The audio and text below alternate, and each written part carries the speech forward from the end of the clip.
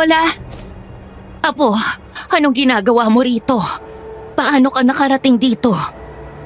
Alam kong dito ka nagtatago, Lola, kaya pinuntahan kita. Apo, mahirap tanggalin ang kandado ng seldang ito. At baka mamaya makita tayo ng mga nagbabantay. Baka pati ikaw ay malagay sa alanganin. Gagawa ko ng paraan para maitakas ka rito. Narinig ko yung pinag-uusapan ni na Claudia. Ipapakain ka raw nila sa sigbin. Apo, umalis ka na rito ngayon din. Nandyan na ang mga aswang. Iligtas mo ang sarili mo. Dahil kapag niligtas mo ko, papatayin ka rin nila. Hindi, Lola. Ililigtas kita rito. Hindi kita hahayaang mamatay dahil hindi ito ang nararapat. Ayan na ang nilalang, Apo. Mabuti at hindi ka makikita ng tao. Dahil mukhang yung aswang lang ang papapasukin. Tumakbo ka na. Parang awa mo na. Hindi, Lola. Ililigtas kita rito. Ililigtas kita. Iyan na ang aswang, Apo. Tumakbo ka na. Takbo! Lola! Ah! Tumakbo ka na, Dahlia!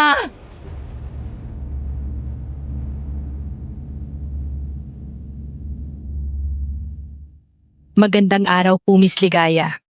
Ako po si Ann at ang kwentong ibabahagi ko ay hindi akin, kundi sa lola ko na tawagin na lang natin sa pangalang Dahlia. Siya ang pinakamasungit at istriktong lola na nakilala ko. Kaya naman hate na hate ko siya. Pero isang araw, nakitulog ako sa bahay niya. Magkatabi kami sa kama at nagkwento siya sa akin. Dito na ako nagsimulang humanga sa kanya dahil napakatapang niya pala noong dalaga pa siya. Hindi lang ito tungkol sa pakikipagsapalaran niya sa mga aswang. Ito ay tungkol sa kanyang mga pinagdaanan. At masasabi kong napakatapang niya dahil siya mismo ang naningil para makuha ang hustisya at mabawi ang mga nawala sa kanya. Siya ay isang dalagang magsasaka na umibig sa lalaking mula sa may kayang pamilya. Siya ay nabuntis nito, kaya naman nauwi sa maagang kasalan. Matapobre ang kanyang naging biyanan at itinuring siyang basahan. Nalaman nitong may malawak na lupa ang kanyang lola. At minanipula nito ang ginang. Sinabing papatayin daw ang kanyang apo kapag hindi pumirma sa paglilipat ng titulo. Ipinaglaban ng kanyang lola ang buhay niya, kaya napunta sa matapobreng babae ang lupa na dapat sana ay mamanahin niya. Hindi pumayag si lola at naisipan niya itong dalhin sa korte. Pero isang araw, bago ang trial, dinukot ng biyanan niya ang kanyang lola at ikinulong. Pinakain nila ito sa alaga nilang sigbin. Sinubukan niya itong iligtas pero wala na rin siyang nagawa. Pumunta siya sa asawa niya na nasa business meeting sa ibang lugar para magsumbong. Pero nahuli niya itong may ibang babae. Wala siyang nagawa kundi ang umuwi na halos mabaliw. Tapos kinabukasan ay pinag-uusapan pa siya ng mga tao. Siniraan pala siya ng biyanan niya sa mga tao at sinabing isa siyang gold digger at magnanakaw. Hindi na kinaya ni Lola. Nakunan siya at tinangka niyang magpakamatay. Iniligtas siya ng isang lalaking tawagin nating si Andoy. Itinakas siya nito sa lugar ng mga Vergara, ang San Crisostomo. Ito ang nakasama niya sa loob ng 5 taon bago maghigante at parte ito ng pagtatapat ko sa inyo. Ginamit ni Lola ang mayamang lalaki para sa plano niya. Isipin niyo na lang na si Lola mismo ang nagsasalaysay dahil ang gagamitin ko ay ang kanyang point of view. Sisimulan ko ang kwento isang gabi. Nang bumalik na sina Lola at Andoy sa San Crisostomo para puntahan si Don Rosario, ang mayamang lalaki.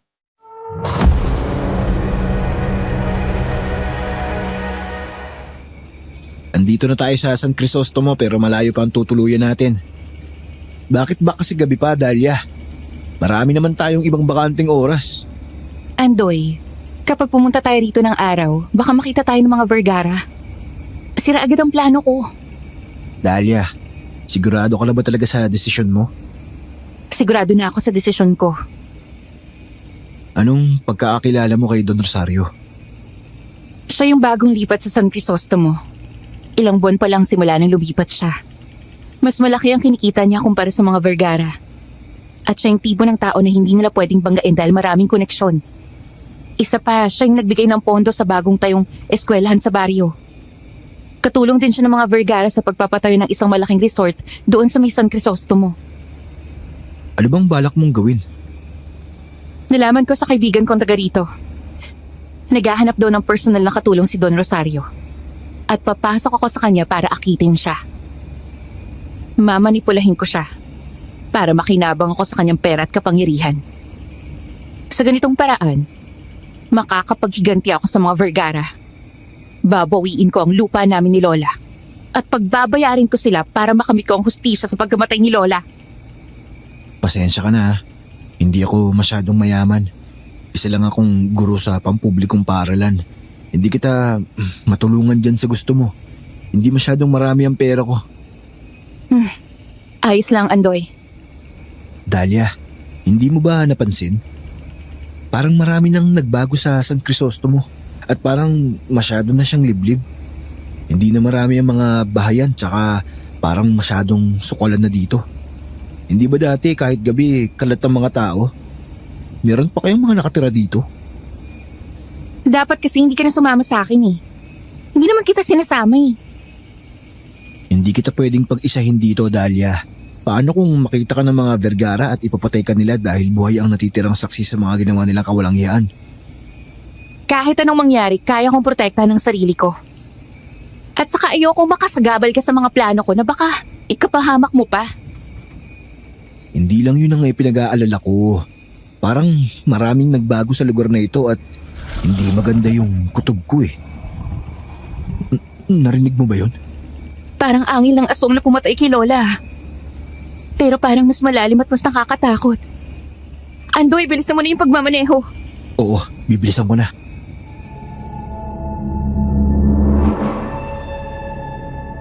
Hindi lang yung nakakatakot na angil ang nagpakilabot sa amin. Napansin namin na sa bawat daan, tila may mga matang nakatingin pero hindi namin nakita kung saan. Hanggang sa nasiraan ng sasakyan si Andoy at wala na siyang nagawa kundi lumabas para ayusin.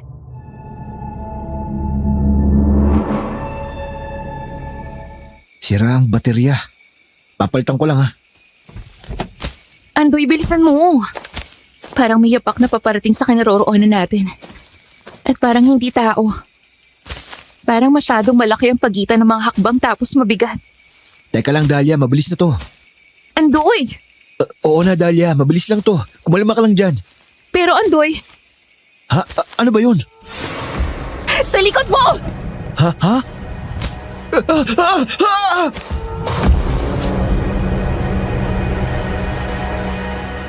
Nakakatakot ang itsura ng nilalang. Itim ang kulay ng balat, napakatangkad, walang buhok, malaki at nakamulat ang pulang mga mata. Mahaba ang ilong at may mahabang pangil. Gaya ng inaasahan, sumugod ito kay Andoy. Kinila nito ang damit ng lalaki tapos buong lakas na itinulak. Hindi ako makagalaw sa sobrang takot hanggang sa nakita ko na lang na sa akin lumalapit ang aswang at pinilit niyang sirain ang aming sasakyan. Nabasag ang salamin ng kotse at nang makagawa siya ng butas, inilusot niya ang kanyang kamay.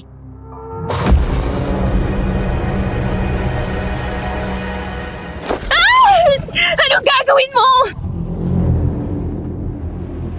Mas lalo akong nangatal nang magpanama ang mga mata namin ng nilalang. Masyadong nakakatakot ang kanyang itsura. Hindi ko na tuloy maintindihan kung nananaginip ba ako o totoo ang nangyayari. Kasi masyado siyang kakaiba. Pinilit niyang abutin ang aking leeg at sinakal niya ako ng mariin nang may pagnanasa at panggigigil. Ay! Ay! Bitawan mo ako!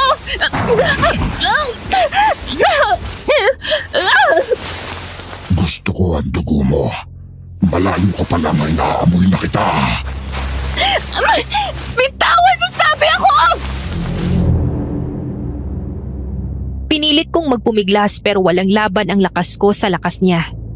Napapikit na lang ako ng mariin hanggang sa may narinig akong kaluskos at nakita ko si Andoy na kinuha ang buntot pagi sa likod ng kotse. Andoy? Akong bahala sa'yo, Dahlia! Nakita kong lumapit si Andoy sa aswang habang abala ito sa pagsakal sa akin.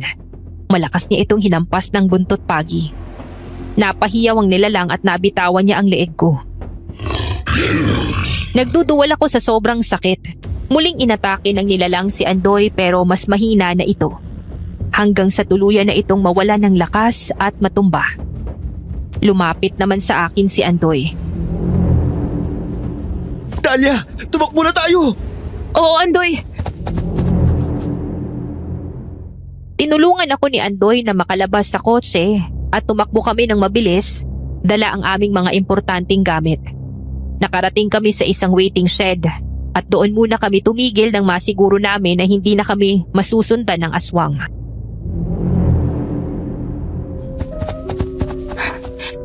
Andoy, may ibang klaseng aswang na rin pala dito sa San Crisostomo bukod sa alagang sigbi ni Madam Claudia. Ang tagal ko na rito, ngayon ko lang yun nakita. Dahlia, huwag mo na kaya ituloy ang plano mo. Baka kung mapano ka pa rito. Tignan mo naman, mukhang yung aswang na yun ang dahilan kung bakit ilan sa mga nakatira rito ay nagsilisan na.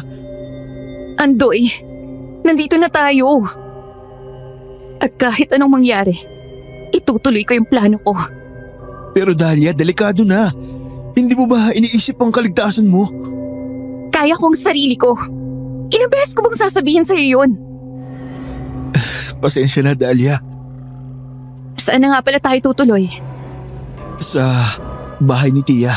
Sigurado akong nandito pa rin sila ngayon dahil sa kanila yung pinakamalaking bigasan dito.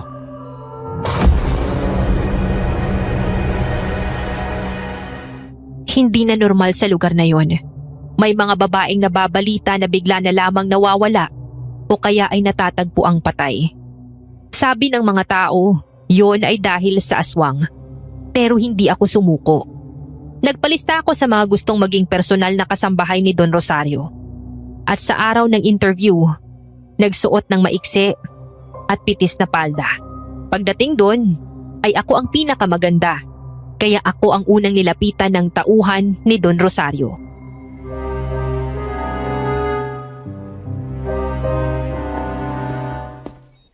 Ikaw si Dahlia Cruz, tama ba? Tama. Ano bang trabaho mo bago ka pumasok dito? Dati ka bang modelo? Dati akong magsasaka. Oh, wala sa itsura mo ha? Malakas ang dating mo. Siguradong ikaw ang magugustuhan ni Don Rosario. Matagal ko nang gustong maglingkod sa kanya. Kaya sana nga. Tara na sa opisina. Ikaw ang mauuna sa interview. Sumunod ka sa akin.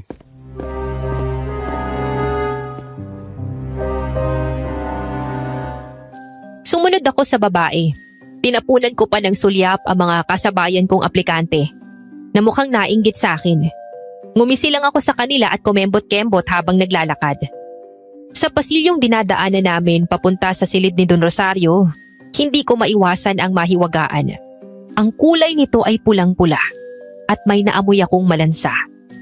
May mga nakapintang kakaibang larawan kagaya ng babaeng wakwak ang katawan. May mga boteng may lamang pulang likido. Sobrang kakaiba.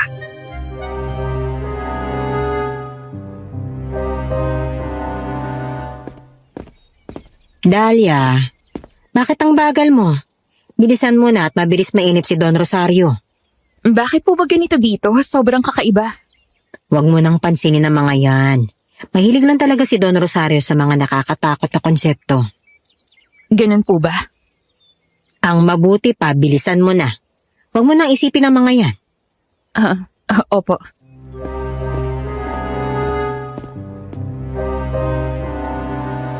Kakaiba ang pakiramdam ko sa pasilyong yun.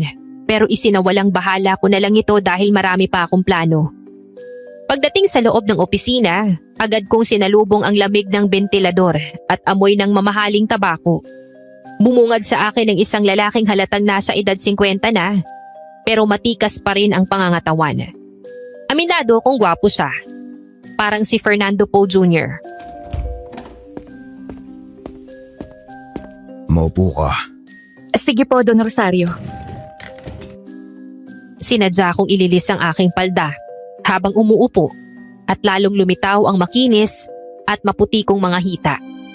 Hinuli ko kung paano ko tignan ng lalaki. Tila napapakagat labi pa ito habang nakatingin sa akin. At nang magtama ang aming mga mata, ay bigla siyang nag-iwas ng tingin.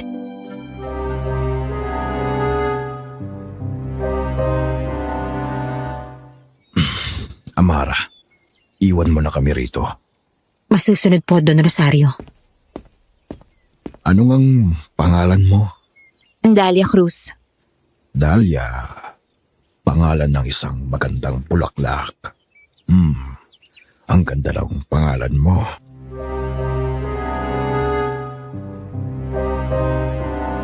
Tahimik siya. Tinignan niya akong mabuti na parang nagtagumpay na ako dahil sa lagkit ng kanyang titig. Una, nakapako ang mga mata niya sa mukha ko. Bumaba sa leeg at umikot ang tingin sa balikat. Dahan-dahan niyang ibinaba ang paningin sa malulusog kong dibdib hanggang sa bewang. Ramdam ko ang bigat ng bawat segundo dahil pinag-aralan niya ang katawan ko. Sa di ko alam na dahilan, parang nakakaramdam ako ng panganib. Pero hindi ako nagpahalata.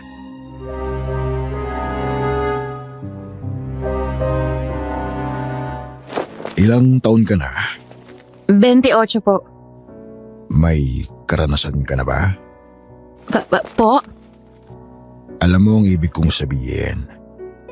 May karanasan ka na ba sa paglilingkod sa mga mayayamang tao bilang personal na kasambahay? Kung personal na kasambahay, wala pa. Pero ako yung tipo ng tao na kapag naglingkod sa'yo, hindi mo makakalimutan. Gusto ko yan. Mataas ang kumpiyansa mo sa sarili.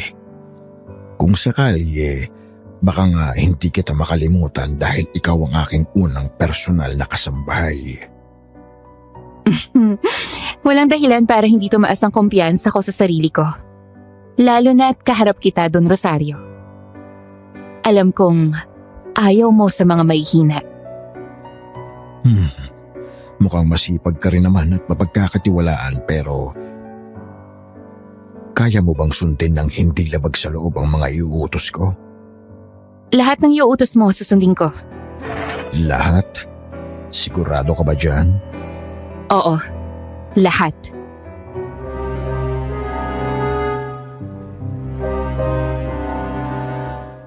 Nabigla ako nung tumayo si Don Rosario. Dahan-dahan pero agresibo. Napaatras ako at napasandal sa isang upuan pero hindi ko pinahalatang natatakot ako sa bawat galaw niya. Itinaas ko ang aking kilay at tumingin ng diretso sa kanyang mata nang makalapit siya sa akin. Marahan niyang hinawakan ang aking kamay.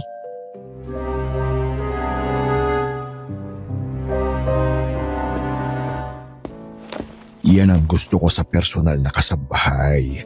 Yung handang magpasakop at sumunod sa lahat ng gusto ko dahil ayaw ko ng may kaagaw. Gusto ko, aking ka lang. Ang ibig kong sabihin, hindi ka na pwedeng magtrabaho sa iba dahil tinatanggap na kita bilang personal kong kasambahay. Talaga po? Maraming salamat, Don Rosario. Gagawin ko ang lahat para mapaglingkuran kayo ng maayos. Si Amara na ang bahala sa iyo. Ituturo niya kung ano ang mga gagawin mo. Bukas ay pwede ka na magsimula.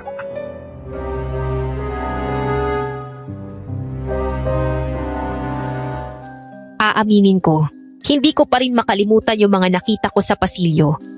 Parang may kakaiba. Nagkakaroon na tuloy ako ng pagdududa sa pagkatao ni Don Rosario. Pero hindi ako nagpadala dun. Kinabukasan, nagsimula na ang trabaho ko at hindi ko alam kung dapat ba akong matakot o masabik.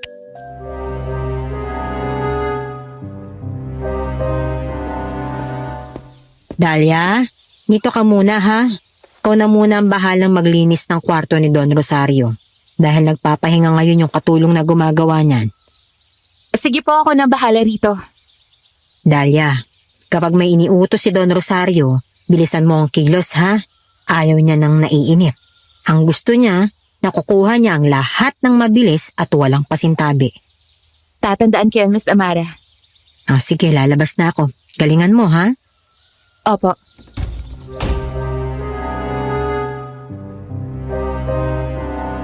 Pagkalabas ni Ma'am Amara ay sinimulan ko na ang pagpupunas ng mesa gamit ang isang bimpo. Bumukas ang pinto ng banyo at pagharap ko, hindi ko akalain na makikita ko siyang ganon. Nakasuot ng itim na pantalon, hubad ang katawan, at basa ang buhok. Matipuno pa rin siya. Hindi mo mahahalatang 50 na siya. Mukhang nasasabik ang pakikipaglaro ko sa kanya.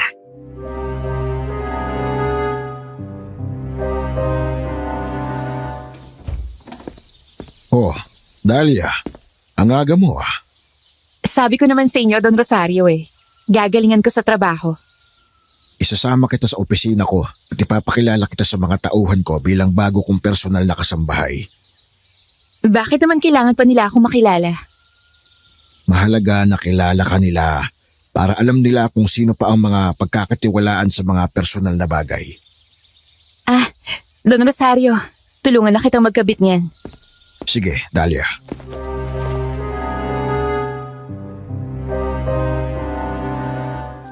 Kinuha ko ang necktie na nakalapag sa kama, tsaka lumapit kay Don Rosario. Tinignan ko siya ng malagkit at sinadya kong ilapit ang aking kamay sa kanyang dibdib. Nararamdaman ko ang bigat ng tensyon dahil halatang pinagpapawisan ang lalaki.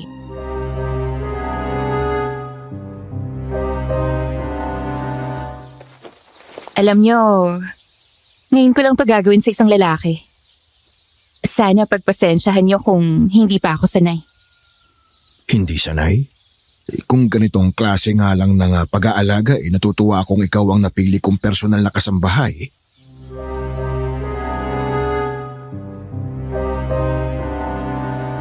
Hinila ko ang necktie pababa at bahagyang napalapit ang aking dibdib sa braso ni Don Rosario. Nakita kong napalunok ang lalaki. Napangisi ako sa reaksyon niya dahil mukhang dalang-dala na siya sa aking karisma.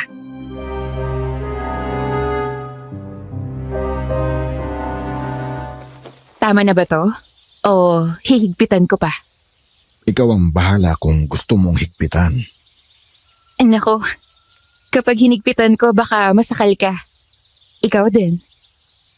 Kanina ka pa nga mukhang nahihirapang huminga Nahihirapan na akong huminga dahil sa sobrang init. Sobrang magkalapit kasi tayong dalawa, Dahlia. Pasensya na, Don Rosario. Dapat siguro magpakabit ka pa ng ventilador. Masyado ngang mainit dito sa kwarto mo. Hindi na kailangan. Masyado lang talagang mainit ang panahon ngayong nandito ka na. Gusto mo tulungan na rin kitang isuot yung Amerikana? Hindi na kailangan, Dahlia. Maganda ka na lang sa pag-alis natin. Sige po, Don Rosario.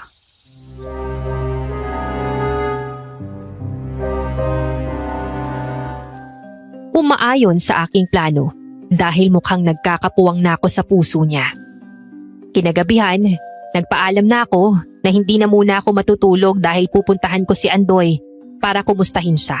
Habang naglalakad sa daan, may narinig akong nakakatakot na angil.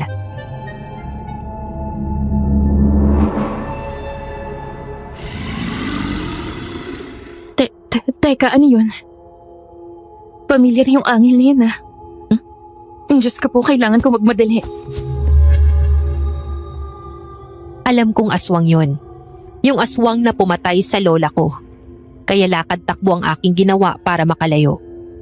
Ilang hakbang lang ay nakasalubong ko na siya.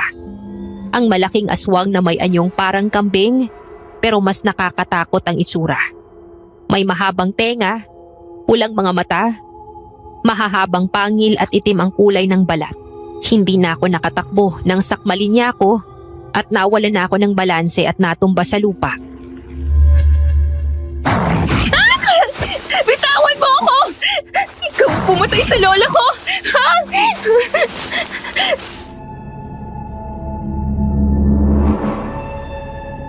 Inilabas ng aswang ang kanyang mahabang pangil at tumulo sa aking dibdib ang malapot na likidong itim.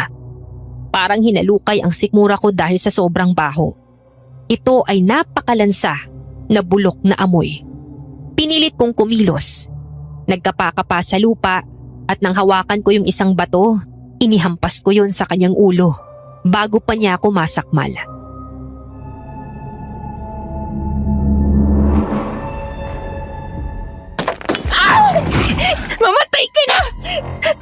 ka na! Ikaw ang dahilan kung bakit namatay ang lola ko! Ginamit ka ng mga Vergara para patayin siya!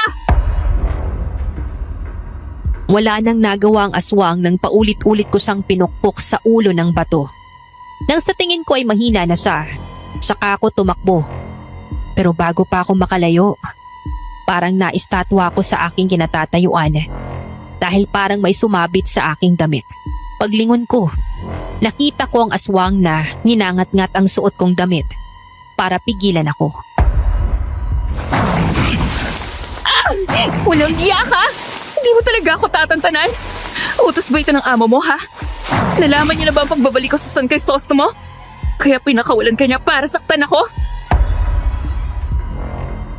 Pinilit kong hilahin ang damit ko hanggang sa halos mahubaran na ako. Pero sa aking pagtakbo, natalisod ako sa isang tuod at nadapa. Nagkaroon siya ng pagkakataon na umatake mula sa akin at hindi na niya ako pinakawalan pa. Kinagat niya ang aking braso.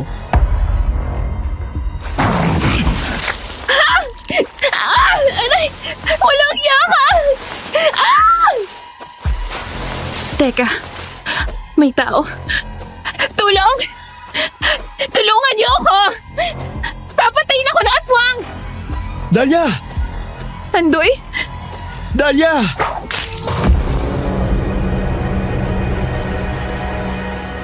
Mabuti na lang at dumating si Andoy.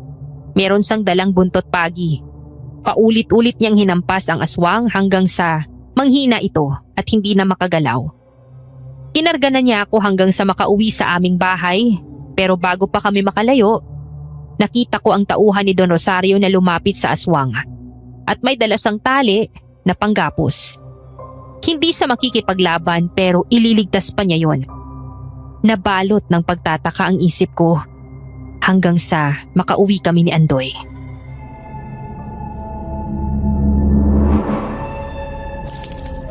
Dahlia, kanina ka pa tulala dyan ah.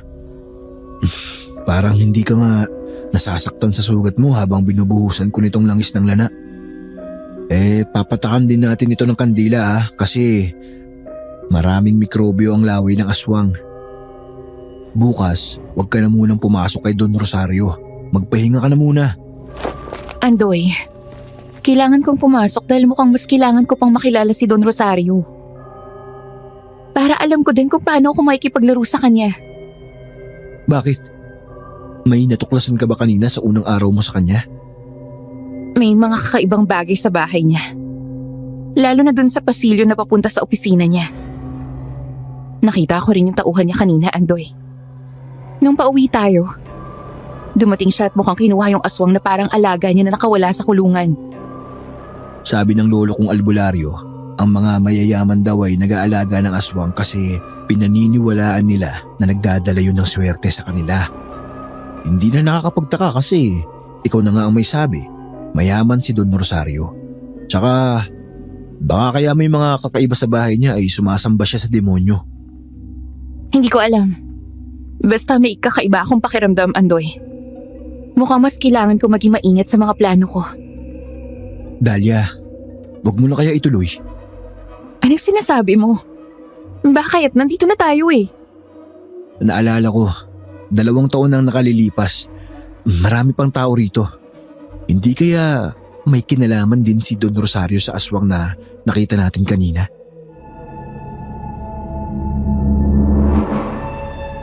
Hindi ako sumagot dahil hindi ko alam ang sasabihin.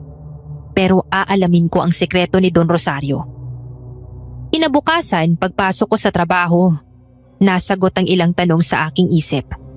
Dahil sa narinig kong pag-uusap ni na Don Rosario at Amara sa sala, nagtago ako sa likod ng pinto para makinig.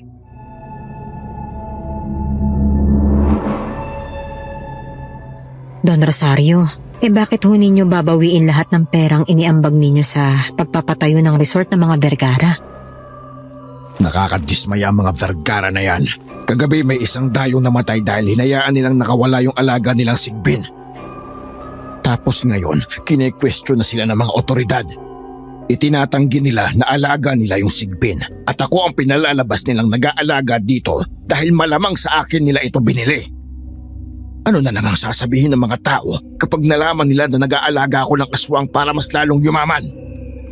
Alam mo naman na para mas may kontrol ako sa lahat ng bagay, ayokong sumasama ang imahe ko sa mga tao. Ano pong nangyari sa alaga nilang Sigbin? Yung Sigbin, nakita ng tauhan natin kagabi at alam niya na alaga yun ni Claudia, kaya ibinalik niya sa mga Vergara. Pero pinatay ito ni na Claudia dahil nalaman nilang may nakakita na sa kanila nang galing ang Sigbin. Alam mo naman na kagaya ko rin sila. Takot madumihan ang pangalan. Dapat po pala hindi na lang kayo nagbigay ng pera sa kanila. Oo, tama ka. Ang laki ng perang naibigay ko sa kanila tapos ganun lang ang igaganti nila sa akin. Mga manggagamit. Sige po, Don Rosario. Aasikasuhin ko na po ang pagbawi sa kanila ng pera. Tama. Hindi muna ako pupunta sa opisina. Dahil hindi maganda ang pakiramdam ko dahil sa balitang yan.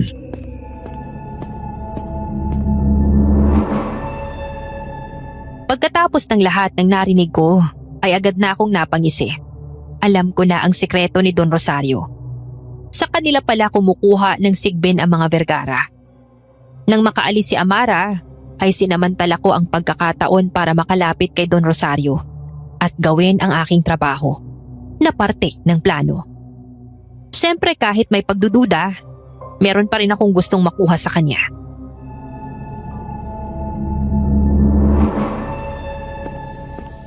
Oh, Dahlia, kanina ka pa ba? Hindi naman po, Don Rosario. Halos kararating ko lang din. Hindi po ba kayo papasok sa opisina? Hindi muna dahil masama ang pakiramdam ko. Bakit naman po? Napuyat po ba kayo kagabi? O baka naman dahil sa pagpapagod niyo sa trabaho? Hindi naman. Sumama lang talaga ang pakiramdam ko dahil sa mga pangit na balita. Yung pamilya na kaalyado ko sa pagpapagawa ng resort, nalaman ko na tinatraidor ako sa kabila ng malaking pera na naitulong ko sa kanila. Mga walang utang na loob. Vergara? Mga pamilya ng traidor? Kahit ako, Don Rosario, sasama ang pakiramdam ko kapag pinagtaksilan ako ng mga taong tinulungan ko at pinagkatiwalaan. Ganun na nga eh. Kaya napakahirap ng magtiwala sa panahon ngayon. Gusto niyo po bang magpamasahe sa akin? Para naman medyo guminhawa yung pakiramdam niyo. Oo naman. Pues, gusto mo rin namang maginhawaan. Bakit hindi tayo dun sa kwarto mo? Ikaw talaga, Dahlia. Iba mo talaga ako kung alagaan eh, no? Don Rosario, ihanda mo na yung sarili mo sa pagpapamasahe. Kukunin ko lang yung langis tapos sisimulan ko ng masaheng hindi mo makakalimutan. Sige lang. Sumunod ka kaagad.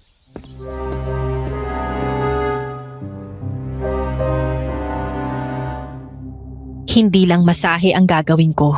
Itatali ko na ang leeg ni Don Rosario sa mga kamay ko para masimula na ang aking plano. Pagdating doon, nakita ko na siyang nakadapa at walang suot na pang-itaas. Halatang hindi lang masahe ang gusto ng matandang ito. Umupo ako sa tabi niya. Dahan-dahan kong ipinahid ang langis at hinagod ng marahan at may kiliti ang kanyang likod.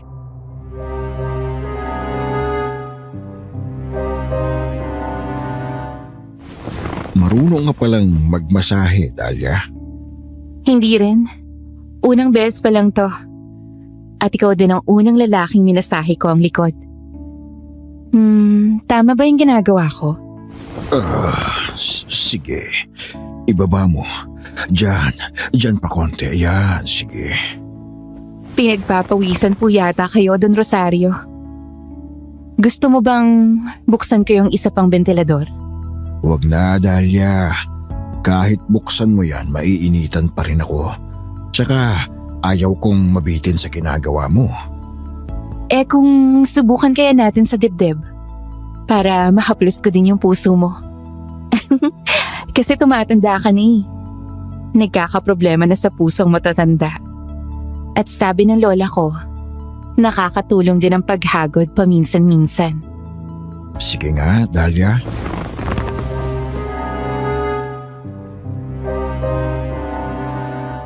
Mula sa kanyang pagkakahiga, nang nakatalikod, pumihit si Don Rosario at ngayon diretso na siyang nakaharap sa akin. Hinagod ko ang kanyang dibdib ng dahan-dahan habang tinitignan siya ng malagkit. Tuwang-tuwa ako dahil ramdam ko na nagiinit na siya. Nagulat na lang ako nang bigla niya akong hablutin. At sa isang iglap lang, ako na ang nakahiga at siya na ang nasa ibabaw.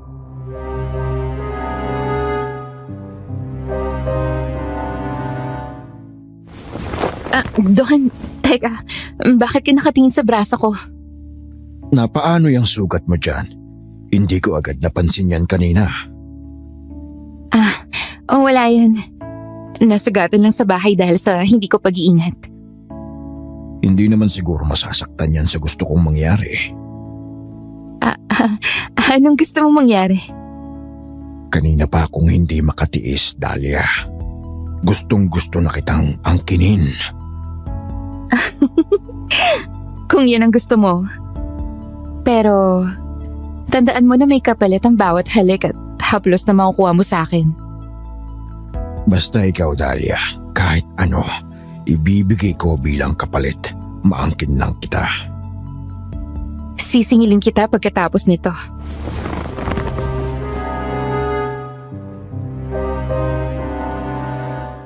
Bigla akong siniil ni Don Rosario ng halik. Hindi ko gusto ang ginawa niya pero kailangan ko siyang angkinin para mapatumba ko na ang mga Vergara. Mainit ang panahon ng tanghaliang yun, pero mas mainit ang aming pinagsaluhan. Nakatulog si Don Rosario sa sobrang pagod. At ako naman, dahan-dahang tumayo para lumabas sa kanyang kwarto. Pagkalabas ng silid, doon ko naramdaman ang matinding pandidire. Sus Marios, ang dumi-dumi ko na. Pinaliguan ba naman ako sa laway ng matandang yun? Kung hindi lang para sa hustisya ng paggamatay ni Lola at pag-agaw ng Vergara sa lupa namin, hindi ko to gagawin. Hindi ko pa nga alam kung anong meron sa matandang yun. Pwet! Naisipan kong pumunta sa banyo na nasa dulo ng bahay para maligo.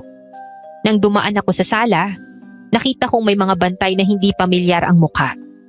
Hindi ko na lang masyadong pinansin dahil baka mga bago lang. Pagkarating sa banyo, hinubad ko lahat ng suot ko dahil hindi na ako makapaghintay na hugasan ang katawan ko. Pero magsisimula pa lang akong maligo, may narinig akong malakas na angil na nanggagaling sa ibaba.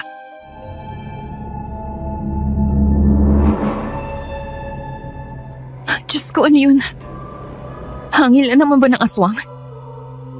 Hindi kaya nasa ilalim ng bahay ni na Don Rosario ang aswang? Kailangan ba kumpirma ko to? Baka may masumpungan ako o magamit ko ito sa paghihigante. Nagmamadali ako sa paliligo at agad na inalam kung paano ako makakapasok sa ilalim ng bahay ni Don Rosario.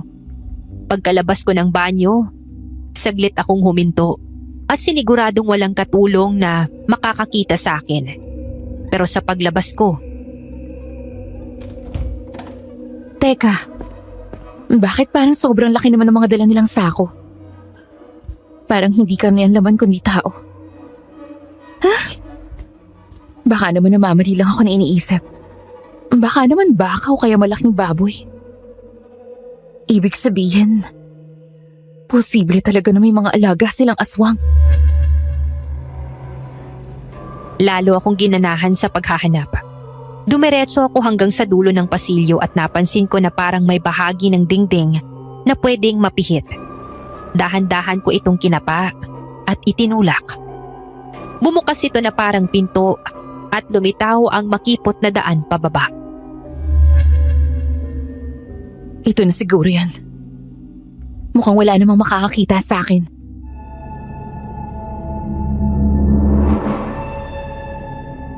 Nagmamadali akong humakbang pababa ng hagdan at ilang hakbang pa lang, narinig ko ang yabag ng tao na paakyat mula sa loob. Mabilis akong umatras at sumiksik sa sulok, sa likod ng malaking estante na nakatayo malapit sa pader. Mula doon, natanaw ko ang taong matagal ko nang kinasusuklaman, si Claudia Vergara. ang aking dating biyanan. Kasama niya si Amara. Gusto ko na siyang sugurin at saktan. Pero pinigilan ko ang sarili ko.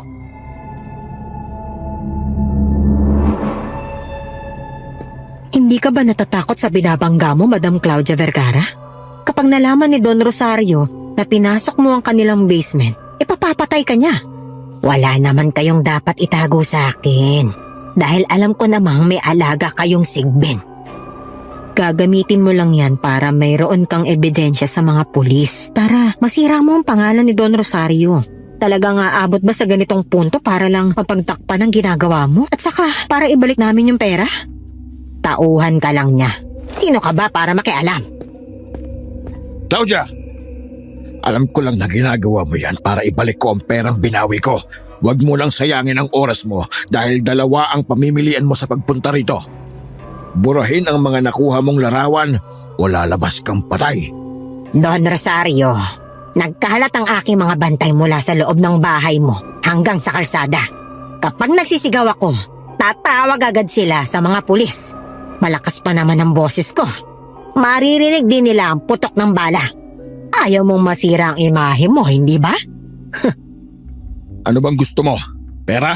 Sige, ibabalik ko yung pera. Pero itigil mo na ang kahibangan mo at wag na wag mong ipapakita ang mga larawang kinuha mo kahit kanino. Madali ka naman palang kausap, Don Rosario. Basta ibalik mo yung pera dahil kailangan ko yon.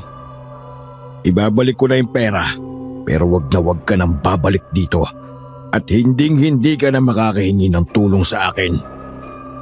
Sige lang, maraming koneksyon ng mga Vergara. Kaya wag kang mayabang, Don Rosario. Paalam.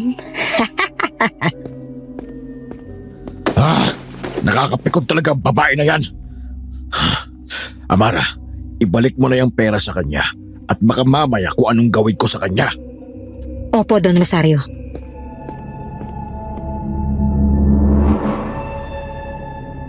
Hinintay ko na munang makaalis si na Don Rosario bago ako lumabas sa aking pinagtataguan.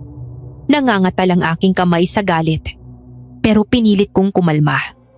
Hinanap ko kung nasaan yung pinagtataguan ng mga sigbin at nakita ko yun sa dulo. Napakarami nila at sa gitna may isang pwesto na may upuan at panggapos na tanikala. Tila ba doon inilalagay ang mga taong gustong ipakain sa aswang? Meron akong bagong plano. Kapag unti-unti ko nang napabagsak ang mga Vergara at naranasan na nila ang magdusa, magigising na lang sila sa lugar na ito at dudurugin ang mga aswang na to ang katawan nila, kagaya ng ginawa nila kay Lola. Binuo ko sa aking isip ang mga mangyayari at nasasabik na ako sa aking paghihigante.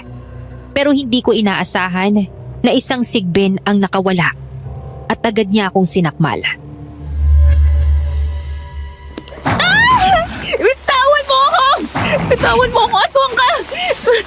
May sugat pa ako dahil sa pananakit ng kauri mo kagabi. Nagkapa ako sa sahig hanggang sa maabot ng kamay ko ang isang putol na kutsilyo. Isinaksak ko yun sa aswang at sumabog ang nangingitim niyang dugo sa aking mukha. Nang masaktan ng aswang ay nakatayo ako at tatakbo na sana. Pero nakawala rin ng isa pang sigbin at humarang sa aking daraanan. Diyos ko, anong gagawin ko? Saan ako dadaan? Tumabi ka! Tabi! Umatake ang isa pang aswang sa akin at nang akma na niya akong sasakmalin, binilisan ko ang kilos para makailag at nilinga ang mga mata para makahanap ng ihahampas. Nakita ko ang isang baseball bat at agad ko yung dinampot. Pinaghahampas ko yung aswang habang ang isa ay nakabangon at agad akong dinamba sa likuran. Natumba akong nakadapa at nang maramdaman ko ang ngipin ng aswang sa likod ko, ay napapikit na lang ako. Bigla na lamang akong nakarinig ng malakas na putok ng baril. Sa isang iglap ay nawala ang aswang sa ibabaw ko. Nakita ko na lang ito sa isang tabi na may sugat ang binti dahil sa tama ng bala. Inangat ko ang aking paningin at nakita ko si Don Rosario na may dalang baril. Nandoon din yung mga tauhan niya at tinalian ng mga ito ang mga aswang para ibalik sa kanilang kulungan.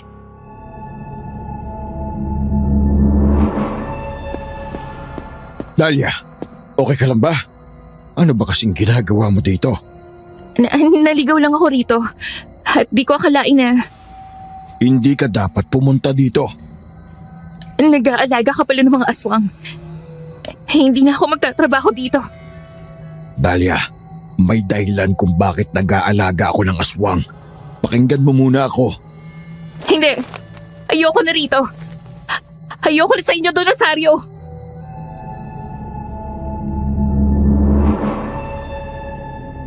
Ayaw ko na sanang bumalik sa bahay ni Don dahil sa mga nalaman ko. Lalo na't bukod sa may alaga siyang aswang, mukhang may kakaibang hilig din ang Don. Pero naalala ko na hindi ko pa nakakamit ang hustisya sa pagkamatay ni Lola. Kaya naman nang sunduin ako ni Amara, ay agad akong sumama. Nilakasan ko na lang ang loob ko.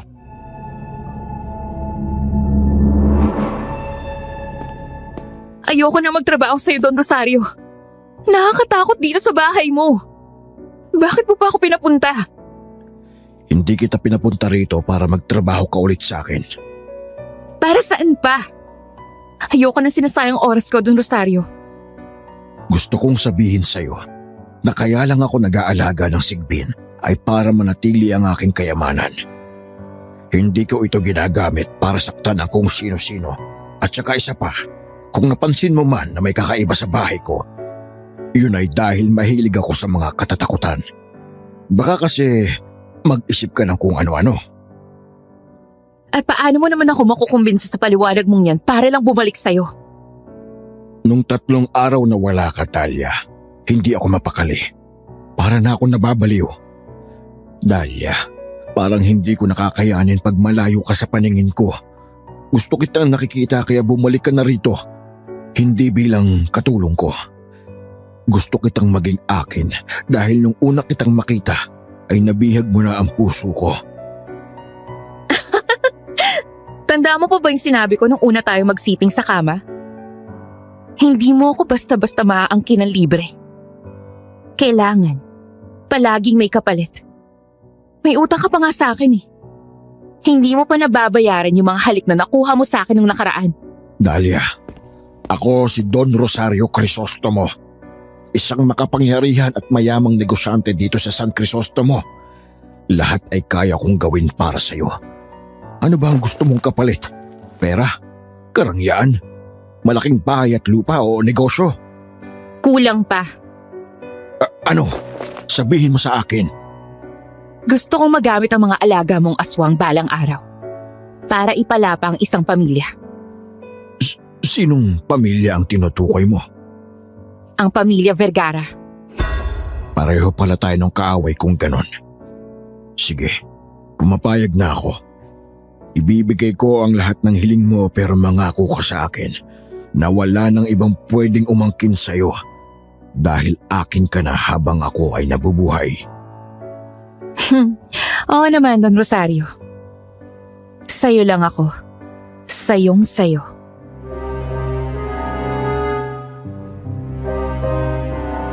Masasabi kong tagumpay na ang unang plano. Makakapagsimula na ako sa aking paghihiganti. Binigyan ako ni Don Rosario ng maraming pera. Pag-aari, malaking bahay at mansyon, pati negosyo. Pati mga alaga niyang sigbin ay binigyan niya ako ng permiso na gamitin ito. Nagpalit na rin ako ng pangalan. Hindi na Dahlia Cruz. Ako na si Morgana Lasangre. Isang matapang na pangalan na lalaban sa mga Vergara. At si Andoy, siya na ang aking naging kanang kamay.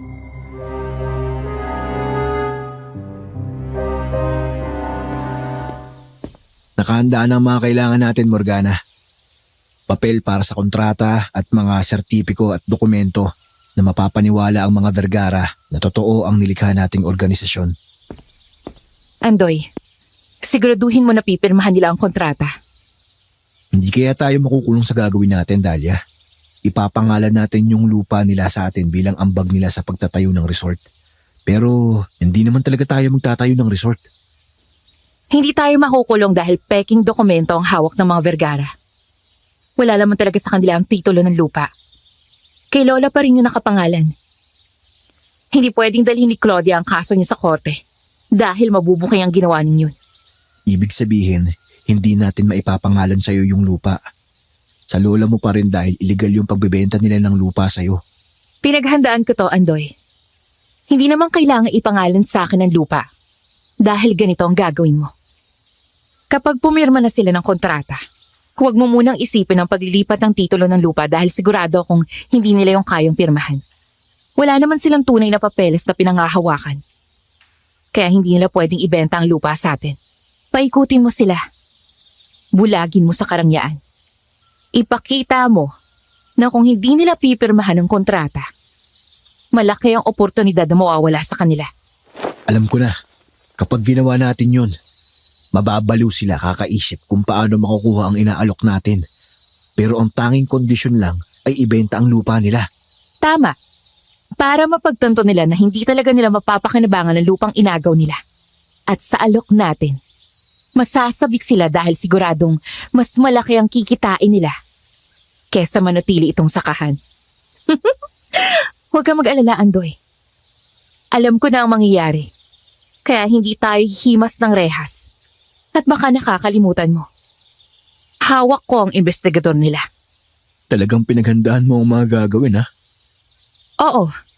Pati na rin yung pagpapasunog ng negosyo nila. Walang butas na makikita ang mga pulis dahil palalabasin nating kapabayaan nila yun mismo. Pagdating naman sa pera ng mga Vergara, may inatasan na akong kaibigan na dadayain siya sa sugal. Mahilig magsugal ang mag-asawa. At gagawin kong nakakasabik ang paglalaro niya. Dahil siya yung tipo ng tao na hindi tumitigil sa pagsusugal hanggat hindi na nanalo. Ibig sabihin, siya na mismo ang uubo sa pera niya dahil sa kaadikan sa pagsusugal. At isa pa, magaling mang-akit yung kaibigan ko. At maganda siya. Sisiguraduhin ko na siya magiging dahilan para lalo siyang maglustay ng pera. Planado na pala ang lahat. Paniguradong sira ang buhay nila. Pansamantala lang yan. Dahil ipaparanas ko rin sa kanila kung paano lamunin ng sigbin ang katawan nila, kagaya ng ginawa nila sa lola ko. Patungkol nga pala doon sa malaki na kamukha ng lola mo, naayos ko na. Ipapadala ko yun mamaya sa mag-i-espiya sa bahay niya para isipin niya na minumulto siya. Magaling! Hindi na ako makapaghintay na bumagsak ang mga Vergara, lalo na si Claudia. Hindi naman nila ako makikilala dahil ako si Morgana. At sigurado akong kasusuklaman nila ang pangalang ito. Dahil ito ang ipapakilala natin sa kanya bilang may-ari ng peking organisasyon. Sisiguraduhin ko rin na tuwing may nangyayaring kamalasan sa kanila, makikita nila ang pangalang Morgana. Dahil may mga tauhan ako na magpapakalat ng papel na may pangalan ko. Dahlia, pagkatapos nito, umalis ka na sa poder ni Don Rosario at ibalik mo na lahat ng binigay niya sa'yo. Hindi pa rin tayo dapat magtiwala sa kanya. Oo, Andoy.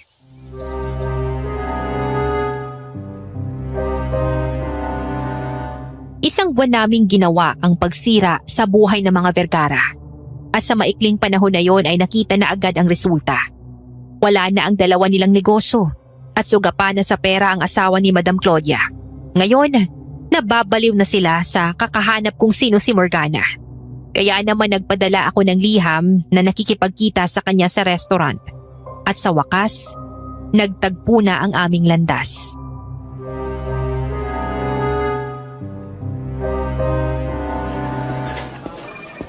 Dahlia Cruz. Morgana La Sangre. Ako ang Morgana na sumira sa buhay mo.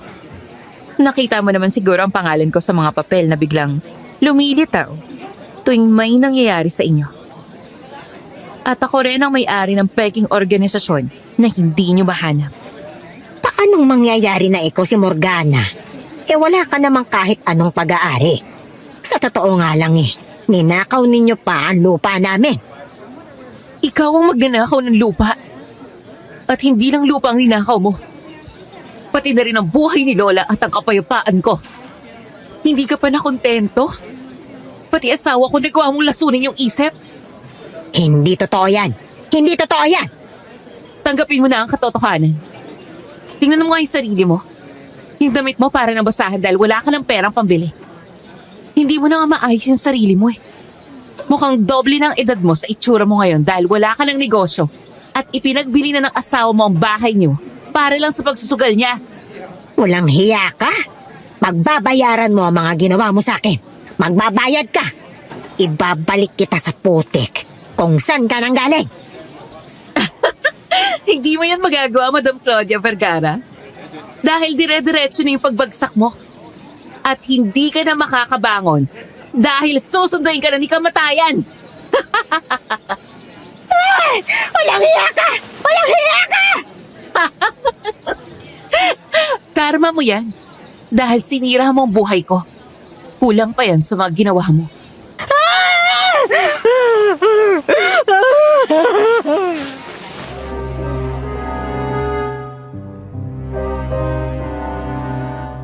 Pinagplanuhan naming ipakain sa Sigbin ang pamilya Vergara. Pero biglang nagsialisan ang mga ito at hindi na namin makita. Patuloy akong nakaramdam ng hindi maganda kay Don Rosario, kagaya ng nahuli ko siyang umiinom ng dugo. Sinabi rin sa akin ni Andoy na nung nakaraan ay nakita niya rin daw ang lalaki na nagpapalit ng anyo at naging aswang. Dahil dito, naisipan ko nang bawiin ang kasunduan namin.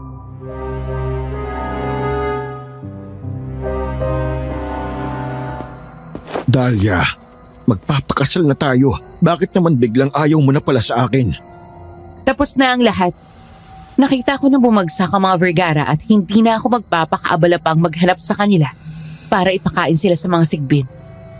Hahayaan ko na lang na habang buhay silang magdusa sa resulta ng pagkabagsak nila. Iyong lupa ng lola mo. Okay lang, Don Rosario. Nagaling na ako sa ahensya at rehistrado pa rin si Lola sa lupa namin. Kaya hindi ko nababawiin. Ayoko na rin silang ipakulong dahil madali lang ang magpiyansa at walang nakuhang ebidensya sa pagpatay kay Lola. Tama na yung mga pagdurusang nararanasan nila ngayon. Iiwan mo na talaga ako. Huwag ka mag-alala, Don Rosario. Buong buhay akong tatanong ng utang na loob sa'yo. At huwag ka mag-alala. Lahat ng ari-arian at perang ibinigay mo sa akin, ibabalik ko na. Aalis na kami ni Andoy dito sa San Crisostomo at babalik na sa simpleng buhay namin. Si Andoy? Mahal mo yung lalaki na yon? Hindi mo na kailangan malaman kung anong nararamdaman ko sa kanya. Basta tapos na tayo at ibabalik ko na sa iyong lahat. Paalam na. Ano ba, Don Rosario? Bitiwan mo ako! Ano ba? Hindi ba napag-usapan na natin na pag-aari na kita kaya hindi ka na pwedeng umalis at magpakasal sa ibang lalaki? Kaya nga ibabalik ko na sa iyong lahat ng ibinigay mo para wala na akong utang, Don Rosario. Hindi mo ako pag-aari. Gagawin ko lahat ng gusto ko. Eh paano kung hindi ako papayag dahil sa iyo nakasalalay ang buhay ko? Anong sa'kin? Ano ba? Bitiwan mo, sabi ako! Bitiwan mo ako! Wala nang ibang pwedeng makinabang sa iyo kundi ako. Bitiwan mo! Bitiwan mo ako!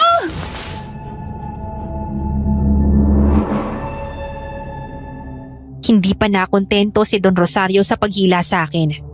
May kinuha siyang maliit na bote sa kanyang bulsa. May laman itong pulbos at pinilit niyang isubo yun sa aking bibig. Nang malunok ko ito, ay may kakaiba akong naramdaman sa katawan.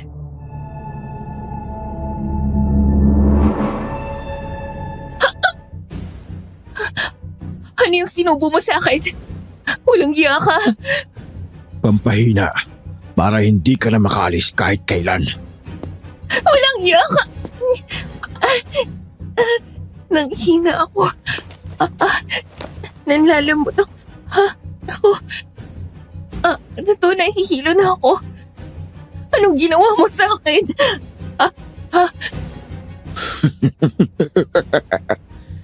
Yan ang dapat sa'yo para hindi ka na makatakas sa akin dahil akin ka na ngayong gabi.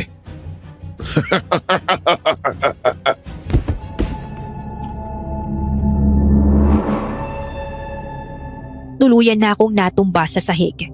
Binuhat ako ni Don Rosario at inihiga sa kama. Umibabaw siya sa akin at ako naman ay umiikot ang paningin. Nung una, malinaw ko pang nakikita ang mukha niya. Pero habang tumatagal ay parang nagbabago ito. Mula sa gwapo at magandang mukha ng lalaki, unti-unti itong naging isang halimaw.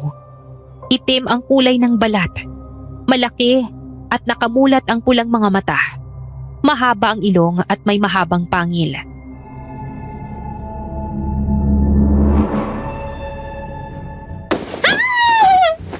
Mula ngayon ay magiging akin ka na. Hindi na kita pakakawalan. Nang una kitang makita dito sa San Crisostomo nang sakay kayo sa kotse nung Andoy na yon, naramdaman ko ang lakas ng dugo mo at kung gaano ito kaperpekto para sa akin. Hindi ko na kailangan mabiktima ng iba nang ikaw na mismo ang kusang lumapit sa akin. Ikaw pala yun! Isa kang aswang! Isa kang halimaw! Pakawalan mo ako dito! Bitawan mo ako! Ayokong masira ang imahe ko sa mga tao, kaya hindi na ako hahanap pa ng ibang bibiktimahin. Dahil ikaw na lang ang aking biktima habang buhay. Pag-aari na kita!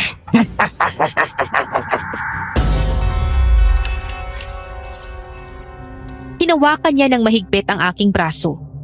Pilit akong nagpupumiglas pero kahit anong pwersa ko, hindi ako makaalis. Kinalmot ko ang kanyang braso pero napakakunat nito kaya hindi ko man lang masugatan.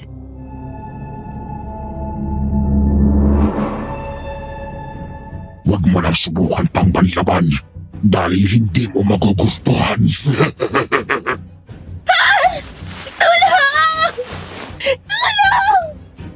Tumigil ka! Huwag ka nang mag-ingay kung gusto mo pang mabuhay dahil mabilis uminit ang ulo ko sa mga taong may ingay kagaya mo.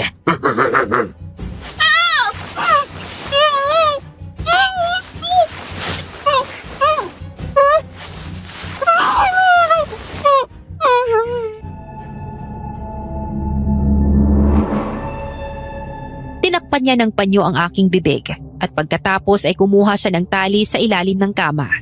Mapuwersa niyang hinablot ang aking braso at tinalian. Ganon din ang aking paa.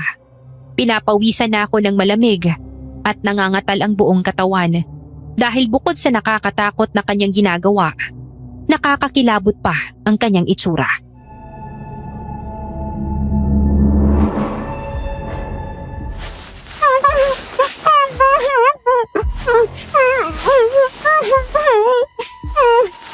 Matagal ko na itong gustong gawin sa'yo.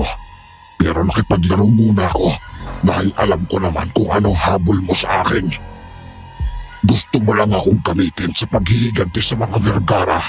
Gusto mo ng pera, kapangyarihan at koneksyon para magawa ang gusto mo. Ngayon, sisingilin na kita sa lahat ng mga naibigay ko sa'yo. Dahil ngayong gabi ay pag-aari na kita. Gustong gusto kita dahil sa pamamagitan ng dugo mo, mananatili akong malakas at makapangyarihan.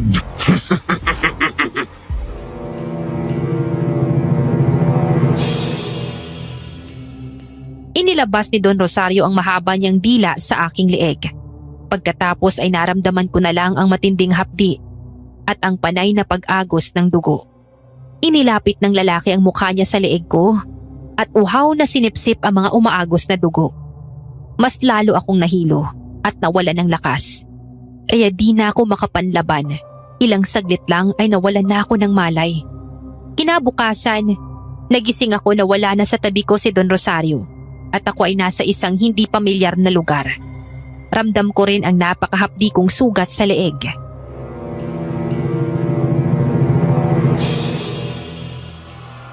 Teka, anong ginagawa ko rito? Nasaan ako? Parang hindi ko alam kung saan ang lugar na to. Gising ka na pala, Dahlia. Morgana. Don Rosario, nasaan ako? Saan mo ako dinala? Hindi pamilyar ang lugar na to kagabi. Naroon lang tayo sa bahay ko. Teka lang. Kalma lang. Una sa lahat, hindi mo na ako dapat tinatawag na Don Rosario dahil ilang beses na may nangyari sa atin. Saka isa pa, magpapakasal na tayo. Pangalawa, Nandito ka lang naman sa isa kong pag-aari at sa lugar na ito, tayong dalawa lang. Hinding-hindi malalaman ni Andoy kung nasaan ka. Ano? At bakit mo ako kailangang itago kay Andoy, ha? Dahil akin ka na at wala nang ibang pupwedeng magmay-ari sa'yo kundi ako lang. Aswang ka! Anong aswang na sinasabi mo? Hindi kaya nananaginip ka lang? Hindi ba sabi mo sa akin, pinatay ng aswang ang lola mo? Baka yun ang nagpakita sa panaginip mo. Walang hiya ka? Alam ko na ang buong katotohanan. At hindi ako papayag na maging alipin mo ko. Anong balak mo? Tatakas ka? Sige, tumakas ka. Tingnan mo nga ang leeg mo. 3 araw ka na nagsusupply ng dugo sa akin. Umepekto yung mga pampatulog na inilagay ko sa bibig mo, kaya hindi ka agad magigising. Kapag sinubukan mong tumakas, hindi magtatagal ay manghihina ka rin. Mahahabol ka rin ng mga tauhan ko at ibabalik dito. Walang hiya ka? Kahit nang hina ako, susubukan kong tumakas sa'yo. Gagawa ko ng paraan para makaalis sa poder mo. Sige, kung yan ang gusto mo, yabang mo ah. Ano pang hinihintay mo? Tumakas ka na. Ngayon na. Tatakas talaga ako at hindi mo na ako mahanap.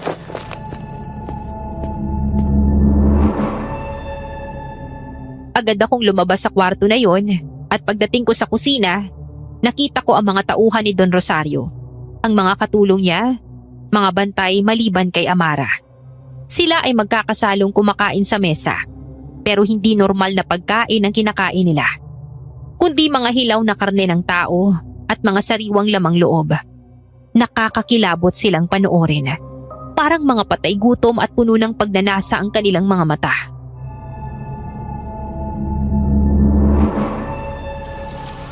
Gusto mo bang sumalo sa kanila para matikman mo ang kauri mo?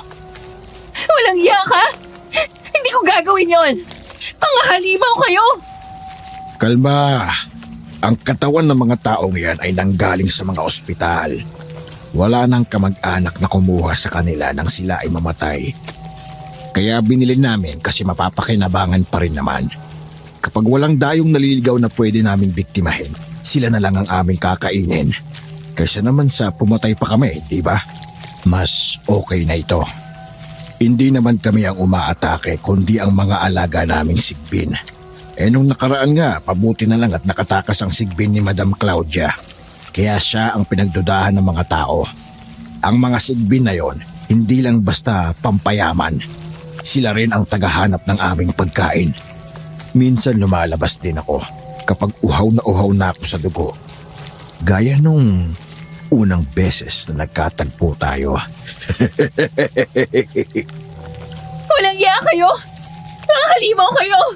Tatakas ako rito at sisiguraduhin ko na hindi niyo na ako mahanap. Sige, tumakas ka. Hindi naman kita pipigilan eh. Ano na? Tumakas ka na.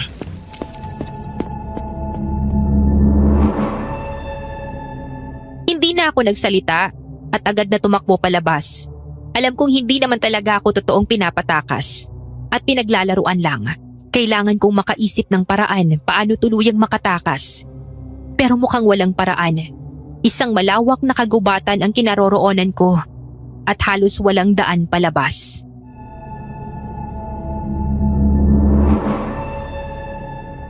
Diyos ko, ano nang gagawin ko? Bukod sa hindi ko alam kung nasa ng lugar na to, hindi ko rin alam kung paano ako makakalabas dito. Naloko na. Walang hiya ka talaga, Don Rosario ka. Naku, baka may nakasunod yata sa akin dito ha. Anong gagawin ko? Pero hindi. Nandun silang lahat at kumakain at saka kumahanapon ako ng isa sa kanila. Gagawa pa rin ako ng paraan para makaalis. Dahil parang nangihina na ako. Diyos ko, hindi ito maaari. Teka! Nasa harapan ko na ang aswang. Hindi lang isa kundi 3. Isang sigbin at 2 kauri ni Don Rosario. Akmang aatras pa lang ako nang nahablot ng isang aswang ang braso ko. Napahanbusay ako sa lupa. Pinilit kong gumapang palayo pero halos hindi ko na maigalaw ang aking katawan.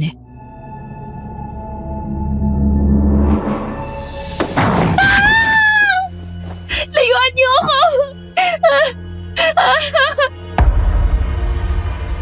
Sumunod naman ang ikalawang aswang at hinablot ang aking paa. Napasigaw ako ng malakas at pilit na kumapit sa ugat ng puno. Sinusubukan kong kumawala kahit nanghihina. Malakas pa rin ang puwersa ng aswang at natanggal ang kamay ko sa pagkakakapit sa ugat. Tuluyan na akong nahila nito. Diyos ko! Wag! Lumapit sa akin ang 3 aswang at nasa gitna yung kauri ni Don Rosario na hinigit ang aking kwelyo. Umilag ako pero mabilis niyang nadakma ang aking panga. Hinawakan niya ang aking braso at mabilis na inilapit ang bibig niya sa leeg ko. Ayoko ba nang huminawag?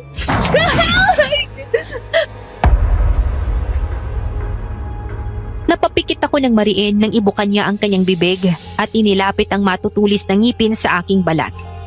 Nawala na ako ng lakas kaya wala na akong naging laban. Biglang may pumutok na baril. Binitawan ako ng aswang at umatras. 3 putok ang muling dumagundong at tumilapon ang mga aswang.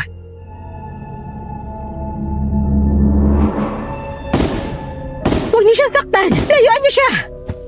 Amara, Sumama ka sa akin! Umalis na tayo rito! sigurado ka bang mapagkakatiwalaan kita? Hindi mo naman ako nakita sa bahay ni Don Rosario kanina, hindi ba? Pero wala na ako ngayong pinagkakatiwalaan. Si Andoy, alam ko kung nasan siya. At doon kita dadalhin.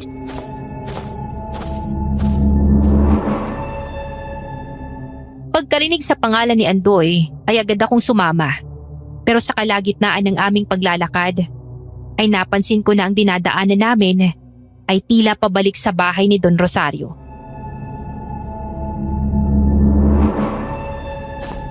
Akala ko ba kay Andoy mo ako dadalhin?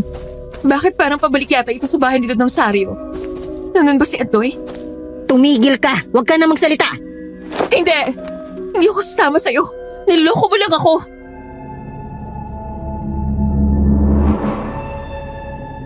Nang akmang aatras na ako ay biglang hinablot ni Amara ang aking kamay. At kahit magpumiglas ako ay hindi ako makawala. Napansin ko na lang na nagbago ang kanyang anyo. Itim ang kulay ng balat. Napakatangkad, walang buhok, malaki at nakamulagat ang pulang mga mata. Mahaba ang ilong at may mahabang pangil. Sinakal niya ang aking leeg at hindi ako makawala sa kanya.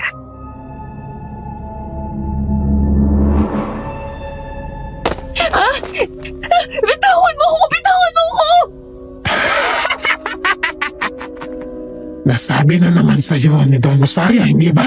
Simula ngayon, ikaw ay pag-aari na niya. Hindi ka na pwedeng kumawala dahil sa tuwing tatakas ka, ganito ang mangyayari sa iyo.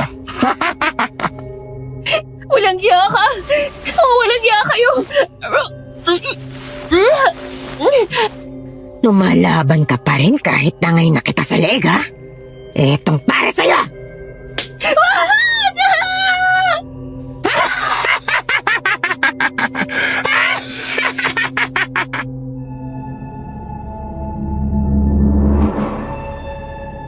Ang mga halakhak na yun ni Amara ang huli kong narinig bago ako nawala ng malay dahil sa pinaamoy niya sa akin.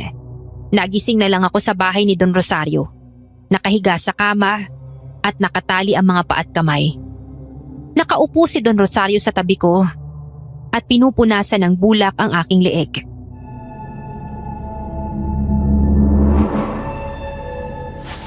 Huwag mo akong hawakan! Kalma ka lang. Malinis pa rin ako sa katawan kahit isa akong aswang.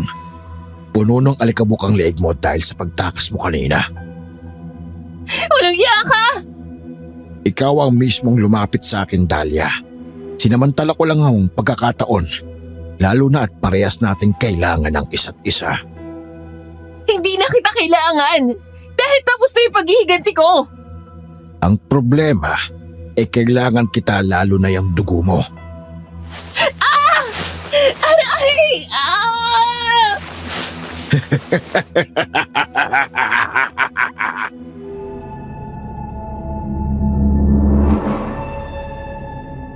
Ganon naging kasaklap ang kalagayan ko sa kamay ni Don Rosario. Tuwing umaga at gabi, kinukuhanan niya ako ng dugo. Maghapon at magdamag na nakatali sa kama at aalisin lang ito kapag papakainin na. Wala akong magawa kundi kainin ang mga inihanda nilang pagkain. Dahil kung hindi, mamamatay ako sa panghihina. Pero isang araw, nagulat ako dahil dumating si Andoy.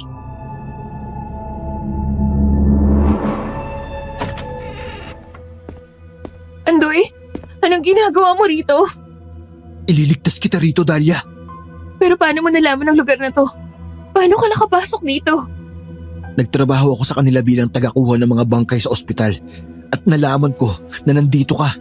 Narinig ko sa pag-uusap ni na Don Rosario at Amara. Para makarating ako rito nagdala ako ng isang taong namatay sa kamay ko para papasukin nila ako at umanib ako sa grupo nila. Ano? Pumatay ka ng tao at aanib ka pa sa grupo nila? Kailangan ko yun gawin para mailigtas ka, Dahlia. Pero Andoy, Dahlia, parang awa mo na. Unawain mo ko. Hindi ko kakayanin kapag may nangyari sa'yo. Andoy, hindi ko kakayaning mawala ka. Andoy, mahal kita. Ikaw na lang yung mayroon ako. Mahal din kita, Dahlia. Kaya hindi ko rin kakayanin na mawala ka sa buhay ko, kaya pakiusap. Sabay tayong tatakas dito. Ano man ang naging paraan ko, ang mahalaga, maililigtas ko ang buhay mo. Sige na, umalis na tayo habang wala pa silang malay.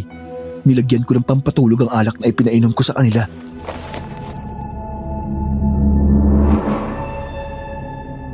Inalis ni Andoy ang taling nakagapos sa aking kamay at paa. Sabay kaming lumabas ng kwarto at pagdating sa sala, nakita namin na walang malay ang tauhan ni Don Rosario. Pero nagdahan-dahan pa rin kami. Pagdating namin sa labas ng bahay, naramdaman naming may sumusunod sa amin at paglingon namin ni Andoy, eto ay walang iba kundi si Don Rosario.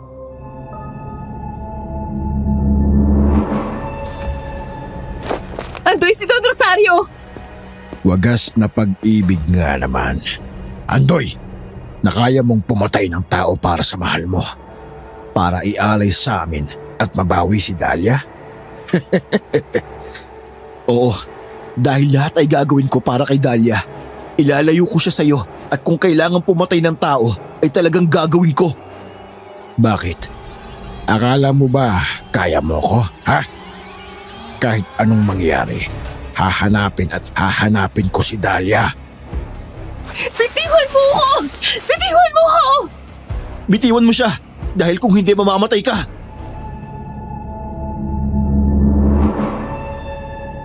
Hindi nagsalita si Don Rosario. Sa halip, unti-unting nagbago ang kanyang anyo at naging aswang. Buong lakas niyang itinaas ang kamay ni Andoy gamit lamang ang paghila sa kwelyo nito. Itinapon niya ito sa sahig at napasigaw sa sakit ang binata.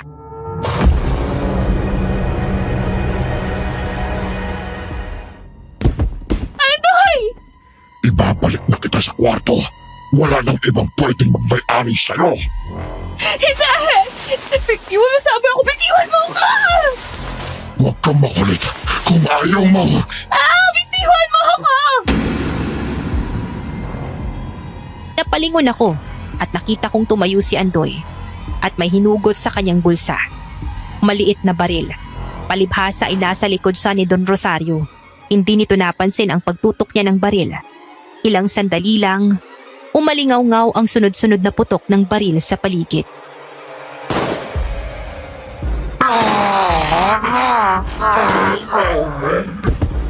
Andoy! Kumalat ang nangingitim na dugo ni Don Rosario sa semento at ilang saglit ay bumagsak na siya sa sahig. Bumalik sa pagiging tao ang aswang at sinamantala naman namin ni Andoy ang pagkakataon para umalis. Pero nang nasa daan na kami ay naharangan kami ng isang aswang na kauri ni Don Rosario. Umatake ito sa amin, ni Andoy, at wala na siyang bala kaya naman nahirapan siyang makipaglaban. Andoy! Dahlia! Tutok mo ka na! Andoy, hindi! Sabay tayo alis dito! Tumakbo ka na habang napipigilan ko pa, aswang! Tumakbo ka na! Andoy! Dahlia! Takbo!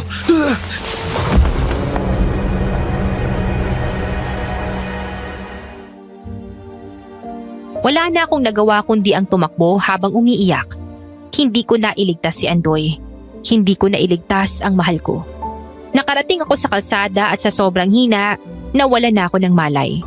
May nakakita sa akin at dinala ko sa ospital, kaya hanggang ngayon ay buhay pa ako. Siya ay isang taong simbahan at may anak siyang kaedad ko na siyang napangasawa ko ngayon. Makalipas ang isang taon, may nalaman akong balita tungkol sa mga Vergara. Nagtulong-tulong ang mga taong inargabyado niya para sampahan sila ng kaso. Nahatulan ng habang buhay na pagkakakulong si Madam Claudia dahil sa dami ng nagawa niyang krimen at ang kanyang asawa naman ay napatay dahil nang tumakas ito sa mga pulis ay nabangga ito ng truck. Ang dati kong asawa naging basurero na lang matapos agawin ng asawa niya ang lahat ng kayamanan niya. May nabalitaan din ako na nabaliw na raw si Madam Claudia at wala siyang ibang pangalang binabanggit kundi Morgana. Sa pagkakataong ito, naisip ko na ayos lang pala kahit hindi ako gumante dahil ang mundo na mismo ang gumawa ng paraan para ipaghiganti ako.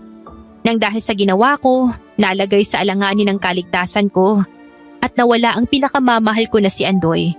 Pero maayos na ang buhay ko ngayon. Natutunan ko na hindi paghihiganti at paggamit ng ibang tao ang sagot para makamit ang hustisya.